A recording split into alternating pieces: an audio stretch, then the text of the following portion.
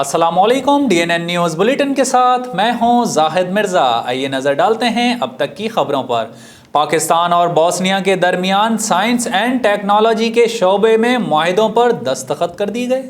معاہدوں پر دستخط کے دوران وزیر اعظم عمران خان نے بوسنیائی صدر کو پاکستان آمد پر خوش آمدید کرتے ہوئے کہا کہ دونوں ممالک نے تجارت سمیت مختلف شعبوں میں اضافے کا فیصلہ کیا ہے۔ بوسنیا کے ساتھ تعلقات کو پاکستانی عوام خصوصی اہمیت دیتے ہیں۔ وزیر اعظم عمران خان نے بوسنیائی صدر کو یقین دلاتے ہوئے کہا کہ پاکستان کے عوام بوسنیا کے ساتھ ہر مشکل میں کھڑے ہیں۔ کشمیر پر پاکستانی موقف کی حمایت پر بوسنیا کے شکر گزار ہیں۔ عمران خان نے مزید کہا کہ دونوں ممالک کے سربراہان نے فرانس میں گستاخانہ مواد کی اشاعت کے معاملے پر بھی بات کی ہے۔ رسول کریم صلی اللہ علیہ وآلہ وسلم کی شان میں گستاخی کوئی مسلمان برداشت نہیں کر سکتا۔ رسول پاک کی حرمت مسلمانوں کا اہم معاملہ ہے۔ عمران خان نے مزید کہا کہ آزادی اظہار کی آڑ میں مسلمانوں کی توہین نہیں ہونی چاہیے۔ ہم گستاخانہ مواد کی تشہیری مہم کی بھرپور مذمت کرتے ہیں۔ تقریب میں بوسنیائی صدر شفیق جعفر نے خطاب کرتے ہوئے کہا کہ دونوں ممالک کے درمیان تجارتی حجم میں اضافے کے بہت سے مواقع ہیں اور دونوں ممالک نے مشکل وقت میں ایک دوسرے کا ساتھ دیا ہے۔ ادارہ شماریات کی ہفتہ وار رپورٹ کے مطابق ایک ہفتے کے دوران مہنگائی میں 1.38% تک ریکارڈ کیا گیا اور 17 اشیاء ضروریہ کی قیمتوں میں اضافہ دیکھا گیا۔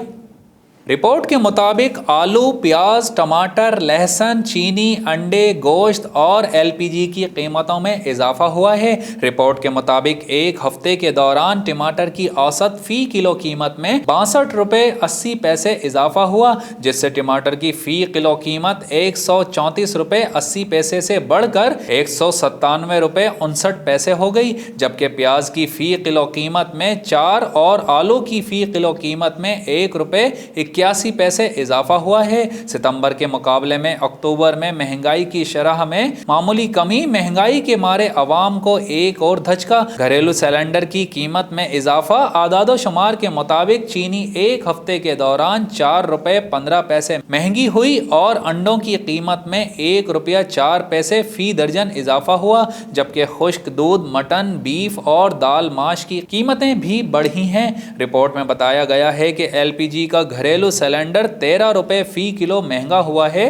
رپورٹ کے مطابق ایک ہفتے کے دوران 7 اشیاء کی قیمتوں میں کمی ہوئی، جن میں چکن 1 روپے 92 پیسے فی کلو اور آٹا 33 پیسے فی کلو سستا ہوا، جبکہ دال، مونگ، مسور، چنا، گڑ کی قیمتوں میں بھی کمی ریکارڈ کی گئی ہے۔ تازہ دودھ، دہی، گھی، نمک اور مرچ سمیت 17 اشیاء کی قیمتوں میں استحکام رہا۔ صدارتی انتخابات کے دوران ٹویٹر نے ٹرمپ کی ٹویٹ ہٹا دی، فیس بک اور انسٹاگرام کا بھی ایکشن۔ ٹویٹر، انسٹاگرام اور فیس بک نے امریکی صدر ڈونلڈ ٹرمپ کی جانب سے صدارتی انتخابات میں جیت کا دعویٰ کرنے کی تردید کر دی ہے۔ امریکی صدر ڈونلڈ ٹرمپ نے عوامی اجتماع سے خطاب کرتے ہوئے دعویٰ کیا کہ تمام تر تحفظات کے باوجود ہم انتخابات جیت چکے اور بڑی کامیابی کا جشن منانے کے لیے تیار ہیں۔ امریکی صدر نے صدارتی انتخابات کے نتائج سے قبل ہی جیت کا دعویٰ کیا ہے، جبکہ ابھی صدارتی انتخابات کے لیے ووٹس کی گنتی کا عمل جاری ہے۔ اس بیان کے بعد سوشل میڈیا سائٹس فیس بک اور انسٹاگرام کی جانب سے صارفین کو فوری ایک نوٹیفیکیشن بھیجا گیا۔ فیس بک اور انسٹاگرام نے صارفین کو بھیجے جانے والے نوٹیفیکیشن میں تردید کی ہے کہ صدارتی انتخابات کے حتمی نتائج کا اعلان نہیں کیا گیا اور ووٹس کی گنتی کا عمل جاری ہے۔ دوسری جانب مائکرو بلاگنگ سائٹ ٹویٹر نے امریکی صدر ڈونلڈ ٹرمپ کی جانب سے دھاندلی سے متعلق ٹویٹ کو متنازع قرار دیا ہے۔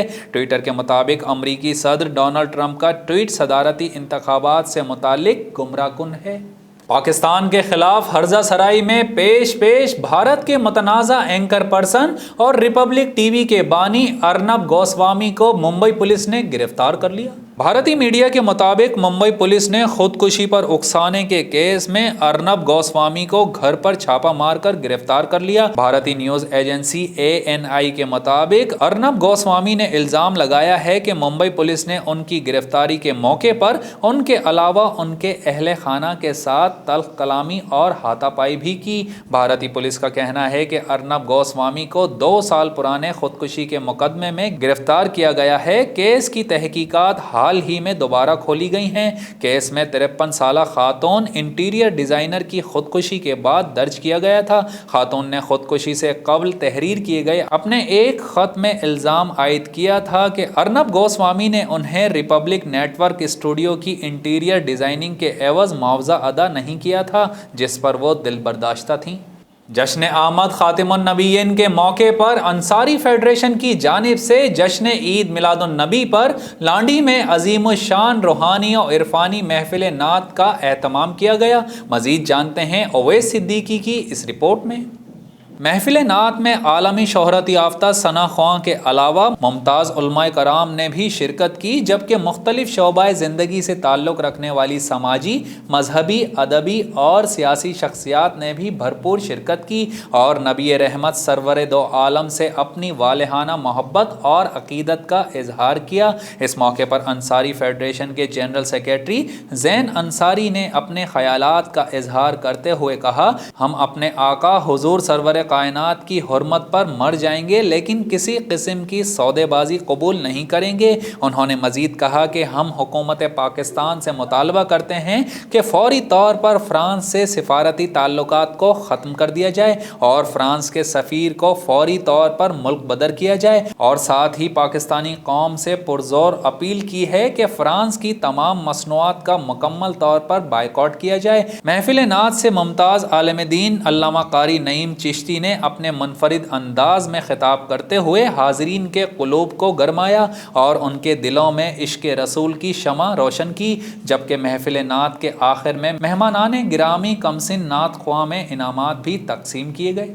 آل میڈیکل ریپریزنٹیٹو آف بورے والا اور پاکستان ہیومن رائٹس آرگنائزیشن کی جانب سے فرانس گستاخانہ خاکوں کے خلاف احتجاجی ریلی نکالی گئی۔ مزید تفصیلات جانتے ہیں رضوان سلیمی کی اس رپورٹ میں۔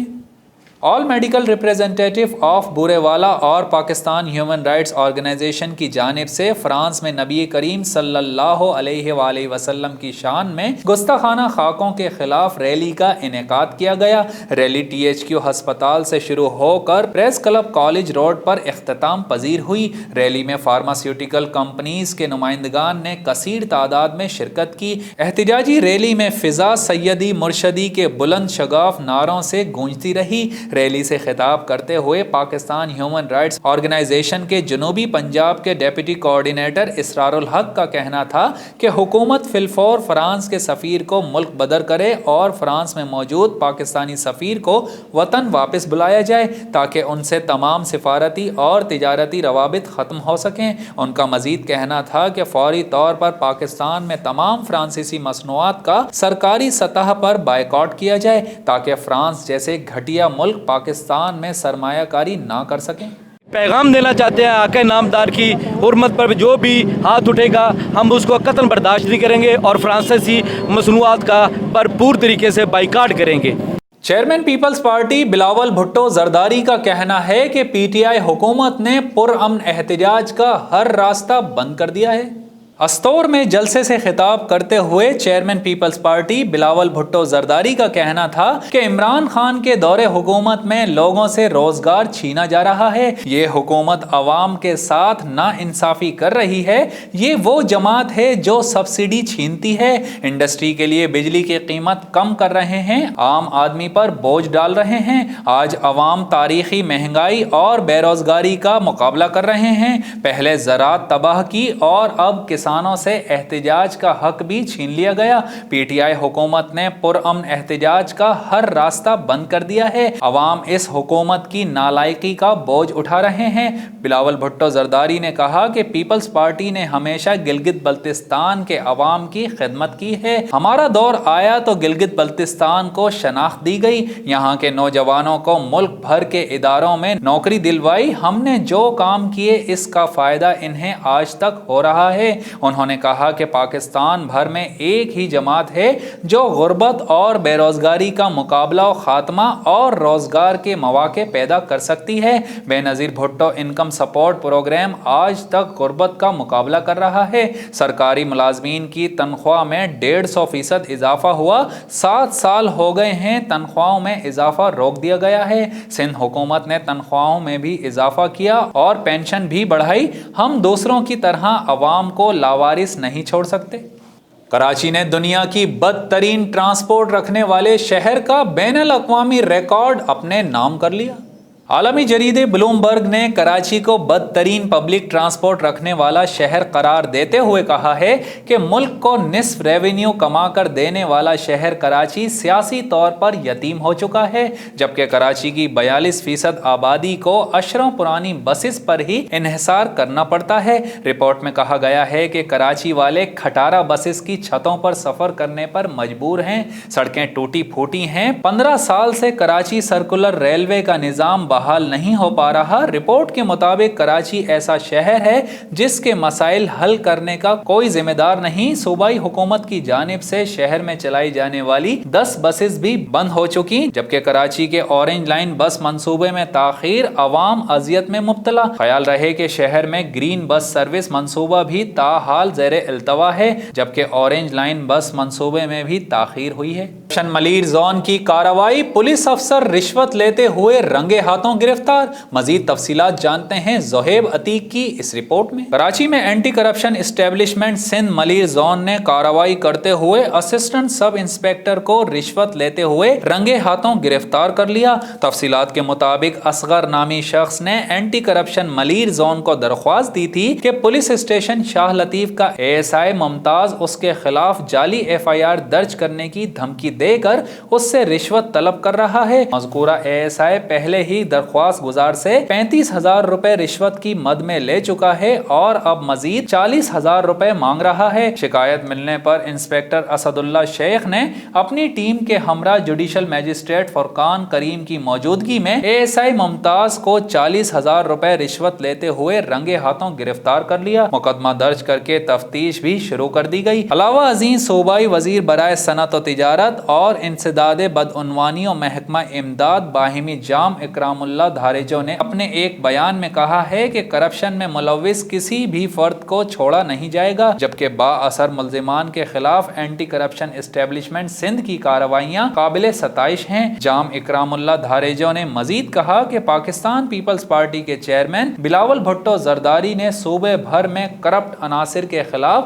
کارروائی کرنے کی سخت ہدایات جاری کی ہیں۔ وزیر اعلیٰ پنجاب کا اوکاڑا کی تحصیل دیپال پور کا اچانک دورہ، سہولت بازار اور THQ ہسپتال پہنچ گئے، عوام کو دی جانے والی سہولیات کا جائزہ بھی لیا۔ وزیر اعلیٰ پنجاب سردار عثمان بزدار اوکاڑا کی تحصیل دیپال پور میں پہنچ گئے، سہولت بازار اور THQ ہسپتال کا دورہ کیا۔ وزیر اعلیٰ پنجاب نے سہولت بازار میں اشیاء خورد و نوش کے معیار اور قیمتوں کا جائزہ لیا اور مقامی انتظامیہ کو سستے سہولت بازار میں مزید سہولت بہم پہنچانے کی ہدایت کی۔ انہوں نے خواتین سے مسائل سنے اور فوری حل کی ہدایت کی۔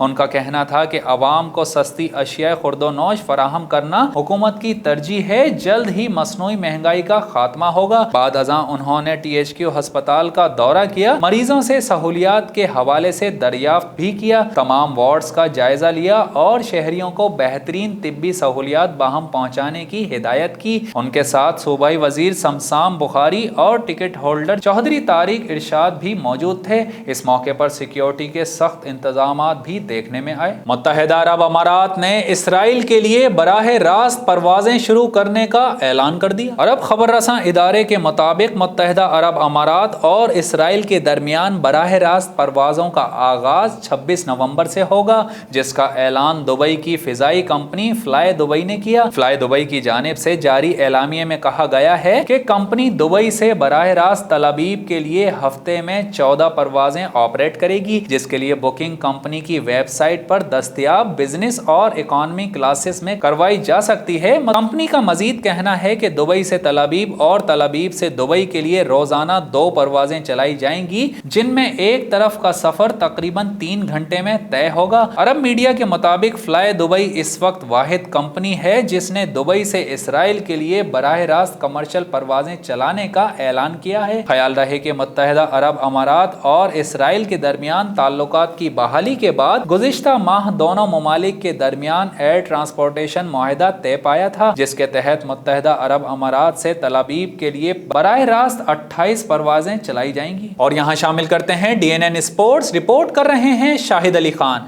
बाबर आजम ने कम तरीन इनिंग्स में ज्यादा सेंचुरीज स्कोर करके भारतीय कप्तान विराट कोहली और हाशिम आमला को पीछे छोड़ दिया। कौमी क्रिकेट टीम के कप्तान बाबर आजम ने कम तरीन इनिंग्स में वनडे सेंचुरी स्कोर करने वाले साबिक जनूबी अफ्रीकी बैट्समैन हाशिम आमला और भारतीय कप्तान विराट कोहली को पीछे छोड़ दिया। बाबर आजम ने जिम्बाब्वे के खिलाफ होम सीरीज के तीसरे वनडे मैच में 125 रन स्कोर किए, जो बाबर आजम के वनडे कैरियर की 12वीं सेंचुरी थी। मुबस्सिरीन का कहना है कि बाबर की यही फॉर्म बरकरार रही तो ये मजीद बड़े एजाजात अपने नाम कर सकता है। वजीर आजम इमरान खान की साबिक अहलिया जमाइमा गोल्ड स्मिथ का एक रोमानवी कॉमेडी फिल्म बनाने का ऐलान। भारतीय हिदायतकार की खिदमात भी हासिल कर ली। वजीर आजम इमरान खान की साबिक अहलिया जमाइमा गोल्ड स्मिथ एक रोमानवी कॉमेडी फिल्म बना रही हैं, जिसकी हिदायतकारी भारतीय हिदायतकार शेखर कपूर करेंगे। जमाइमा गोल्ड स्मिथ की फिल्म का नाम what's love got to do with it है, जिसे जमाइमा न सिर्फ खुद प्रोड्यूस कर रही हैं बल्कि फिल्म की कहानी भी उन्होंने खुद ही लिखी है। वजीर आजम इमरान खान की साबिका अहलिया जमाइमा की जानिब से प्रोड्यूस की जाने वाली फिल्म की कहानी एक रोमानवी कॉमेडी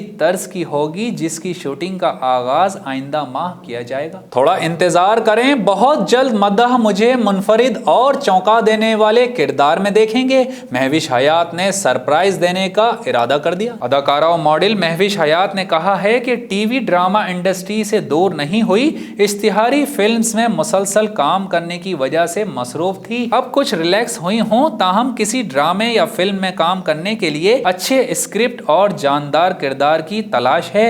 मीडिया से गुफ्तगू करते हुए उन्होंने कहा कि कोई फनकार ज्यादा अरसे अपनी परफॉर्मेंस पेश करने से दूर नहीं रह सकता। मेरे मद्दाह बहुत जल्द मुनफरिद और चौंका देने वाले किरदार में देखेंगे। न्यूज रूम से फिल वक्त इतना ही। मजीद खबरों और अपडेट्स के लिए विजिट कीजिए हमारी वेबसाइट dnnpark.com। हमारे साथ रहिए।